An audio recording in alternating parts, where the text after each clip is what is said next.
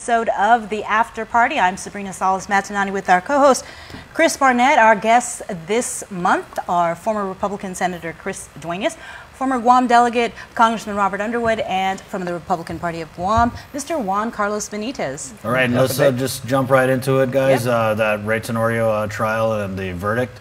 We're just talking before we came on, and I said, I think Tom Fisher is the new Randy Cunliffe of defense attorneys. Wow. Were you surprised at all by the verdict? You know, I wasn't. When I first saw the two counts that were dismissed before going to other arguments and the closing, I really thought Tom Fisher did an excellent job. I really think, you know, the jury, it's hard, of course, it's hard to get into their head. But the fact of the matter is, the way it laid out, I didn't see the government's case being as strong as it played out in the media. Yeah, well, I have to say that if I got into trouble, Tom Fisher would be high on my list. I'm gonna talk to Tom. Right. But no, I mean, to Tom. That sounds like talk to Tom. Commercial. There you go. That should be. It seemed like an easy thing to charge him with, but it was very difficult to prove because then you have to actually prove parts of the law that he violated. Was there any endangerment? Was there any obstruction? Was he in the process of doing his duty? Did anybody react negatively? Of course, if I tried to do that, and I would be on the ground, and I would assume, you know, maybe they would cut me a break too. Say, oh, I'm sorry. Maybe you'd get sorry, Dr. Underwood.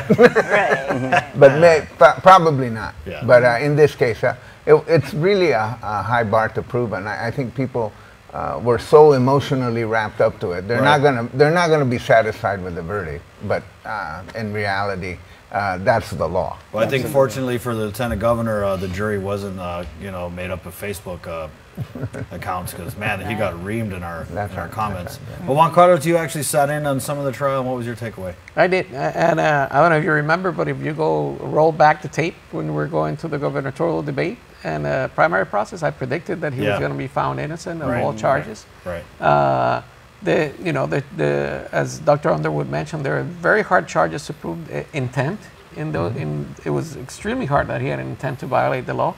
And when I went to the trial, it became even more apparent. You know, everything that they talked about, the manhandling of the gun, then ended up all four officers said he grabbed the gun with just the butt of the gun with two fingers, never handed any trigger, always pointing down, no pointing any gun at anybody at any time. Certainly not what you expect of a drunken individual that had been portrayed in the previous time. It showed that there was no perception of anybody being threatened or feeling that he was trying to manhandle or really strong arm anybody. And the longer the testimonies came going, it just kept repeating itself. Yeah.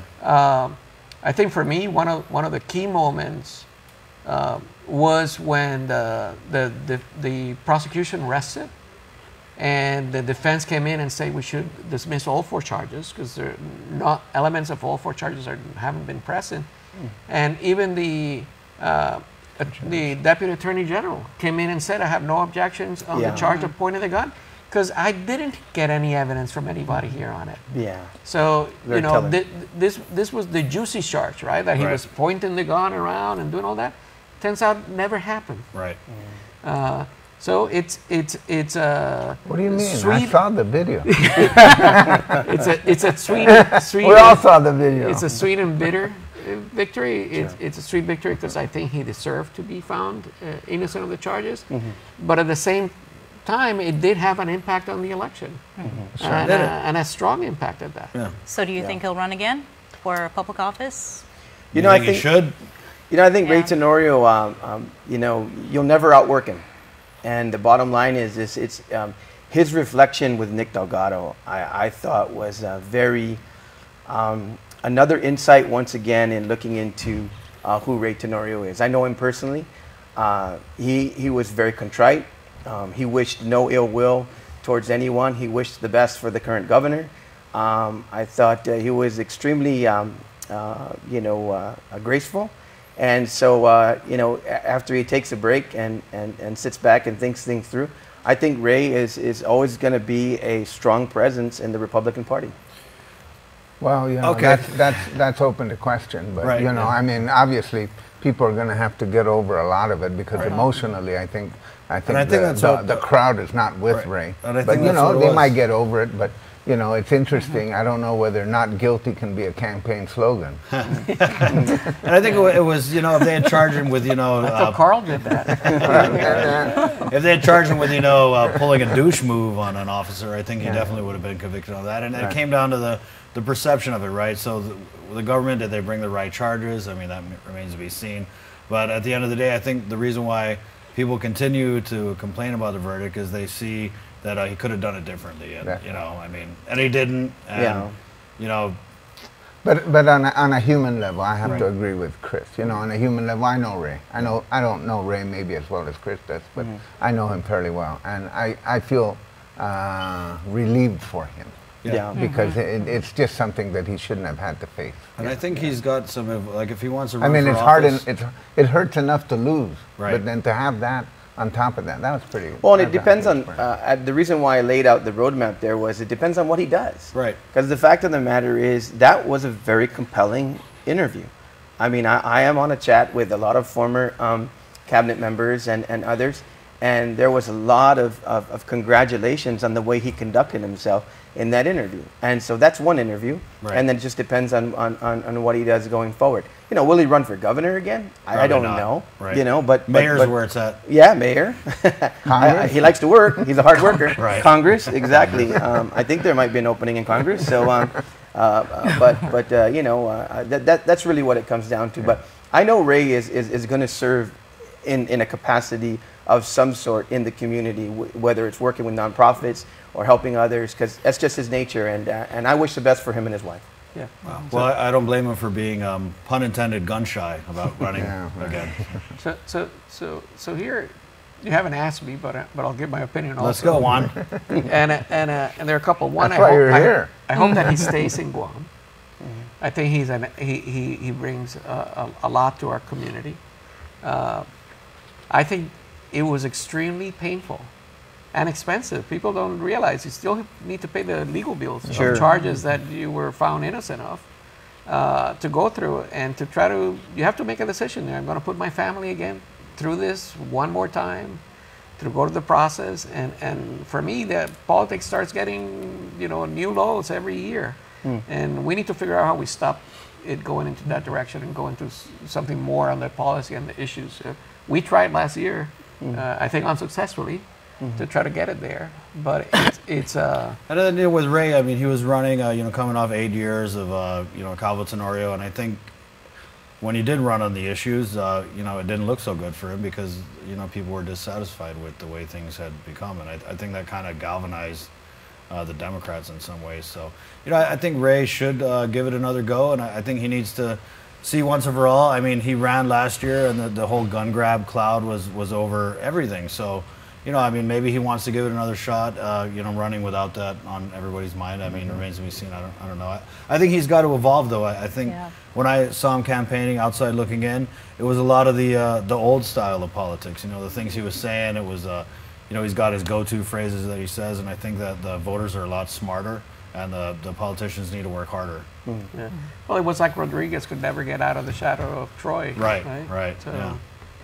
And will Dennis run again? I mean, that's another conversation. So let's talk about this Delegate Mike Nicholas. You know, almost 4 months after being sworn in, district office opens. You know, I talked about it in my podcast. I think he gets a bullboy pass. A lot of people just say, "Oh, he just started. He's just new." But you know, Congressman, I got to ask you. You've got the experience. It's not normal, is it? It doesn't appear to be, and it's 3 months. 3 months. Well, hey, okay. March 18th. I'm rounding here. So I did go to his. I did go to the town hall, and of course it wasn't a town hall. It was kind of a meet and greet. Right. And so he was going around meeting people. So you know, I had to go to the doctor. So I said, you know, can we talk later? Or I told one of his staffers, and he did. So we had a meeting on last week, and I did get a little tour of his office. And so, Lucky you. you know, he's, well, thank you. Nice office. No capper? What? No capper? I didn't have it. I left my cell phone at home. I don't know what I was thinking. But obviously, he's on a really steep learning curve. And so, you know, some of this stuff may work itself out. It may never work itself out. But, you know, there's just so many stories about missed appointments and not being exactly open to people, but having a very strong presence in social media that has, I guess in his mind, sustained him politically. Right. So if the part to learn from this is that if he's successful and he runs for re-election and he gets elected, everybody will be doing what he's doing, which means that we'll have less chance for interactions or town halls or open conversations, because that style where I'm going to shape my relationship with people, you know, all politicians do that. Right. But you know, at some level, you have to confront people. You're going to have to open yourself up, and so that's yet to happen. And of course, it might still happen. But I think Facebook for the delegate is a place he goes to feel good about himself. I think he really cultivated that responsible Guam page. But you're starting to see chinks in the armor. You're starting to see people comment on his congressional page, and people are saying, "Hey, we're not getting a response. I asked a question, we haven't gotten any answers." So, I think that social media bubble is starting to burst a little bit. I just wanted to say, I noticed that he wouldn't allow cameras, no print photography, no video into his office, but yet he did a fireside chat live on Facebook and then it was from funny. his office. So I wasn't sure. What were the security concerns? We sent our photographer up, and he started rolling, and I think Monsignor Kittigwa was blessing the office, and we were told by the district director, "Oh, you can't film because of safety concerns." And when we were reviewing the safety, whatever, we're reviewing the footage, there were like 2 other people filming while we were filming. So I think it was just an excuse. You know, I don't think that for whatever reason he wants people peeping around, but there is no security concern. Well, you know, there could be now. Of course, I haven't been there in a while. What do you know? What do I know? You know, I'm an old guy, so it could be. But also, the thing that I noticed at his office outside the building is there's nothing to indicate that that's his office, which is another kind of interesting thing, because at least you want to put on the front door or on the side, you know, on the side of the building it has that it's that bank from China. Right. And that bank's no longer there, but right. that sign's still there. Yeah. But you know, you have a congressional office there. Something as simple as that. Why do you think? I mean, you talk about a steep learning curve. That just seems like elected to Congress 101. And then and what happens is that the failure to do that right away invites suspicion. You know, it invites scrutiny. And people want to, well, what are you really doing? And what are you really thinking? And it may not be very much. I mean, there might not be malfeasance of duty, but it may be just really a steep learning curve. And I think it's funny how and we'll get to Senator, how he redefines things like a town hall. Like, we all know what a town hall is. I mean, I felt like I knew what a town hall was until I showed up. And when I showed up at that town hall, besides getting all the dirty looks from his family, it was clear that it was not about the constituents. It was about Mike St. Nicholas. It was, he just got sworn in the district court, and a lot of people who were going to the office were government dignitaries. You had judges, you had senators, you had former senators, you had former congresspeople. So they were coming to in effect kiss Mike's ring and congratulate him. And so in between all of that, you had these constituents who were left unattended for 3.8 months.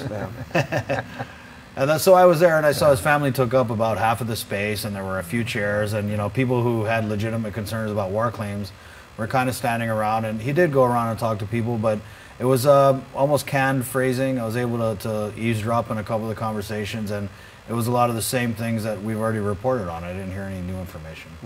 Go ahead. Well, I worked with Mike St. Nicholas in the legislature and the congressman now, and the one thing I always notice is he likes to be in control, and he demands control from his staff and from the environment.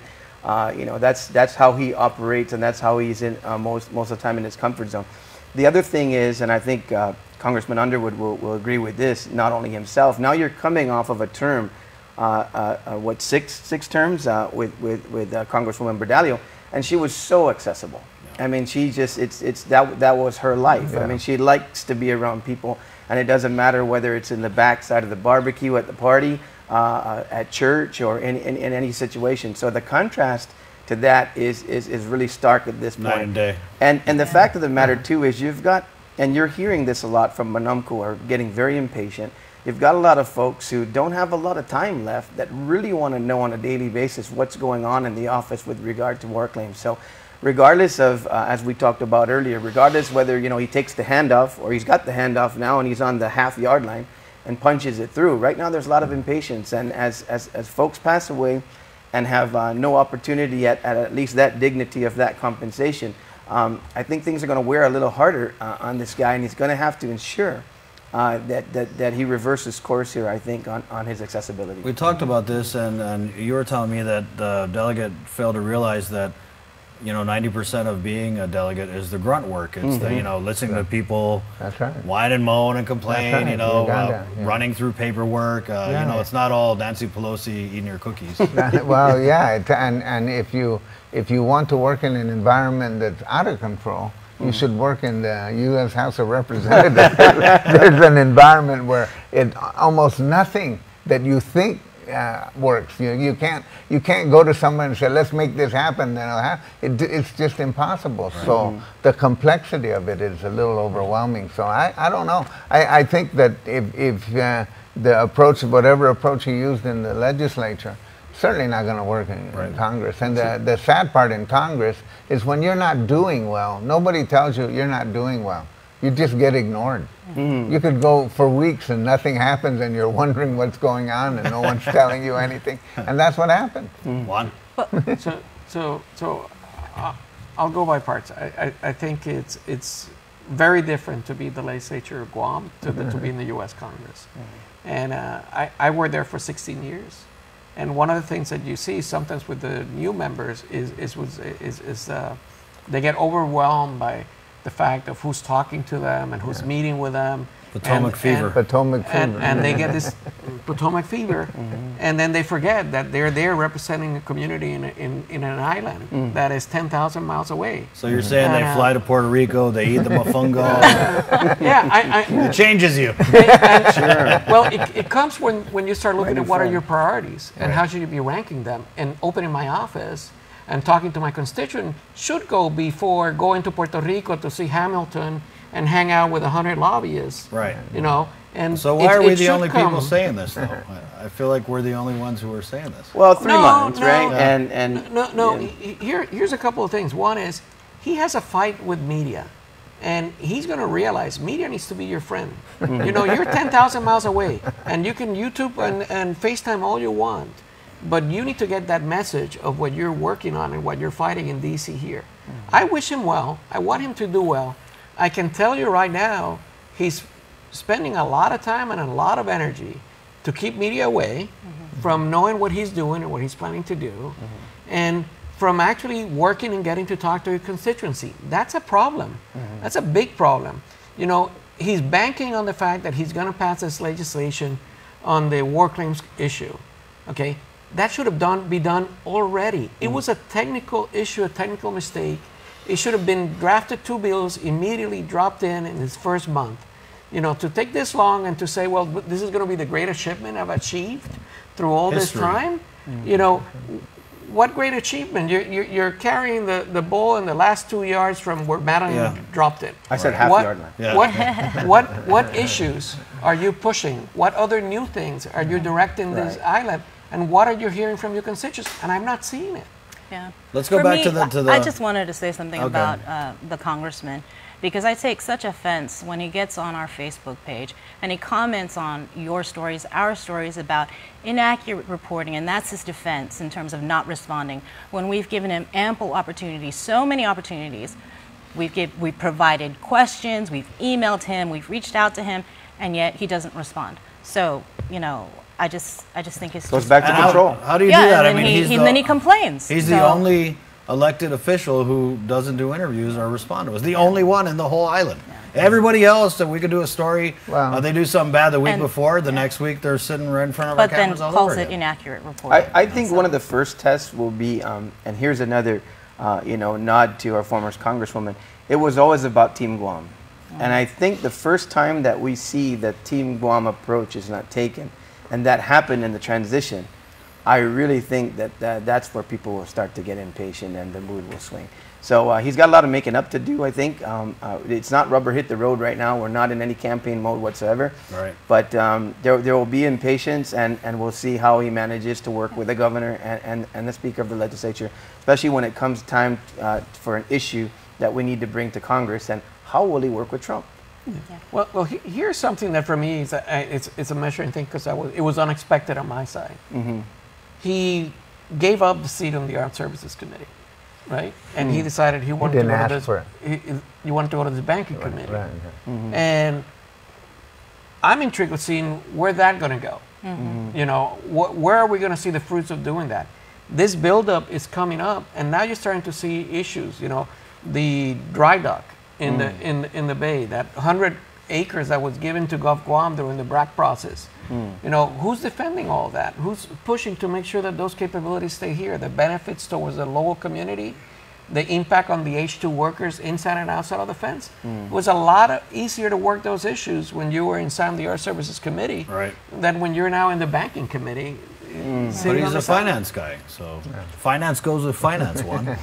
Yeah, that's why I say Madeline and Robert were on the Banking Committee, so I don't want to be on the Banking Committee. I'm just not going to do it. Yeah, but finance is not one of the key pillars of our economy. It's military and tourism. You know, finance goes along with that. But and I don't think anybody would give up a seat on the Armed Services Committee. Congressman Underwood, correct me if I'm wrong.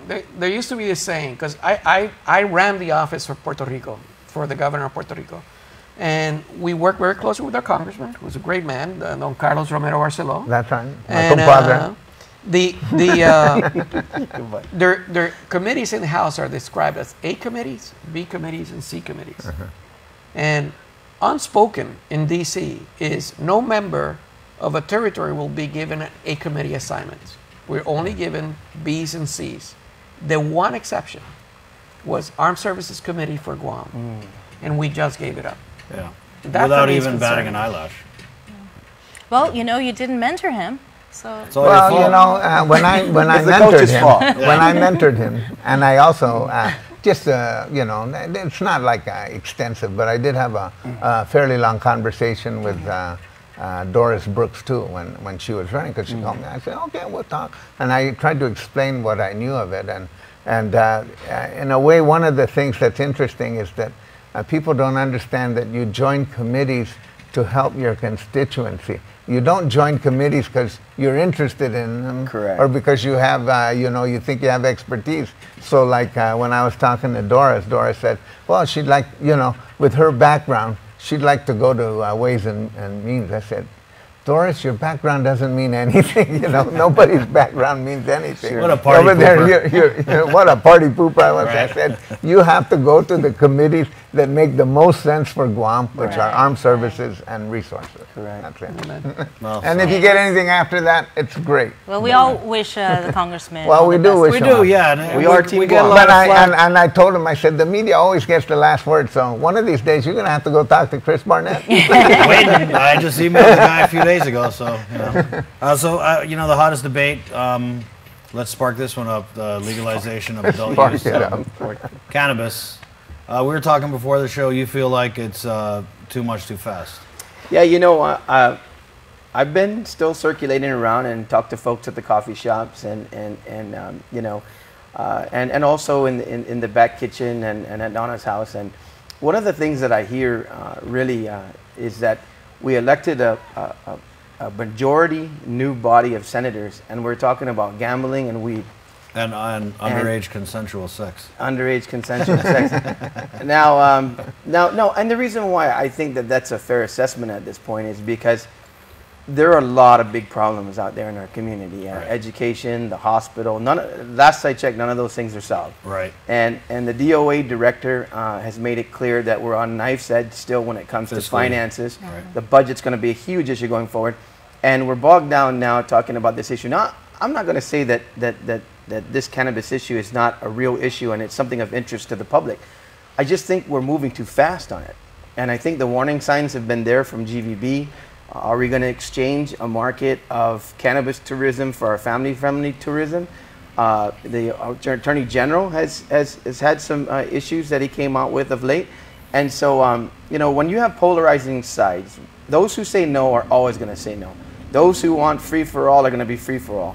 If policy is supposed to drive the middle from the extremes, I think it takes a little bit more time than the second session of the legislature to try to pass this bill. Juan? Yeah. I thought you skipped with. I just want to. I know you got a lot to say on this. So. Look. I've been constant in my position. Right. Since last year. I agree, and it's. I don't believe that it reflects the values of the Guam community I moved into. This is a community where my daughter goes to the shopping mall, and I get a call by my aunt saying, "Hey, I saw her during school hours in the shopping mall, and I told her she shouldn't be doing that." And I'm sending her back home. It was a safe environment. Now we're starting to talk about legalizing additional drugs and trying to shift our entire economy into medical tourism, into marijuana tourism, just because we've been told and we've been promised that it's going to produce a ton of money. First, I don't believe in values, selling your values. You either have them or you don't. We might be wrong. The Republican Party took a position. We believe that the conservative values of Guam don't go with this. Right. But if you're going to try to pass it, at least do it for a referendum. A referendum. But personally, I question a lot of things with this. I am concerned about the legal immigrant population on this island. I provided multiple articles and reports about permanent residents across the U.S. that are being deported right now in the United States because they are involved in the selling, growing, manufacturing, or using of legal state cannabis in a number of states. And it's because the feds still looking at it as a felony, as a number one felony. The most recent thing is they're going back till 2004. And if you have more than one misdemeanor based on the use of illegal drugs, they're deporting you. They just deported. It's a lot easier than building a wall. They just deported an Israeli citizen, an Israeli individual who is a permanent resident, because he was involved in a lab that was working with doing the new formula on cannabis. And now even though he's married to a U.S. citizen, he's living in Israel. We need to be aware because our immigrant population in this island is around 30% of our population. I'm concerned about them, and I don't think they're being educated enough to know that this is a risk for them, that this smoking and using of marijuana is only going to be limited to U.S. citizens. The Japanese consulate and the Korean consulate in Canada just sent specific notice telling their citizens it is illegal for you to use the drug outside of Japan and Korea, and if you do, you will be prosecuted. And last year, Japan prosecuted over 3,000 cases. Now, we're looking at doing this as tourism for our country, but which are our base tourism countries? Korea and Japan. Correct. And the two of them are telling you this is not good. We don't like it. Well, we've got about 1 minute left in this show. So you know, I think that the GOP just doesn't want to be a cool party. You guys are against something that's really cool. And I think you guys ought to be ashamed of yourselves, because what's going to happen is that the youth are going to catch up with this. Basically, I think that society is changing on this, and it will be reflected in federal legislation, and then probably will kind of come along after that. But right now, you know, sometimes, of course, I agree that we should study things, but sometimes people who say we should study things are really just saying no in another way. You know? Basically, I don't agree with it, so let's study it until you get tired of it. But your points are well taken, especially about tourism and the kind of the what I think is the exaggeration benefits of it. You know, the exaggeration of the economic. I don't see any real reason why cannabis is not treated the same way as alcohol. But you know, I remain to be convinced of that. But to then load up and say we're going to make a lot of money off of it and everything, you know, it doesn't. And that to me is not a compelling argument. And then you'd have to prove it. And so far, no one's proven it. You're the coolest Democrat I know. Look, it took us. You probably don't know a lot of Democrats. It's taken Guam over 30 years to build a high-end family value tourism industry here. We're getting Ken Corporation's putting up a 5-star hotel. Now we're second one on island. We just lost Tiffany outlet stores. We lost Gucci outlet store. And we're coming into Red Lobster and Olive Garden. And if we're not careful and we decide that we're going to go for a more low-budget tourism, we're not going to get Red Robin. Tourism. Is that what you're trying to tell me? What I'm going to tell you need is to eat after cannabis. you're going to lose. You're going to lose the infrastructure that attracts that high-end tourist, and to bring that infrastructure back is almost impossible. I can guarantee you, those tourists are not buying Rolex at DFS and T Galleria. And are not going to be doing it coming. They need to. But I think apart from the economic arguments, I think that you're right. Cannabis and alcohol are the same thing, and I think people should be able to light up. Yeah, it's just so you know. I mean, it's legal in Las Vegas, but it hasn't changed anything. I don't think they're getting any more revenue. Of course, Las Vegas is not an easy comparison. Well, thank you guys Great for family joining drugs. us. Great That's it. Auntie Bree said cut we it. are out of time for this show. All right. Thanks, everybody, for watching. This has been The After Party. Very good. Closed captioning is brought to you by IT&E. Explore your world.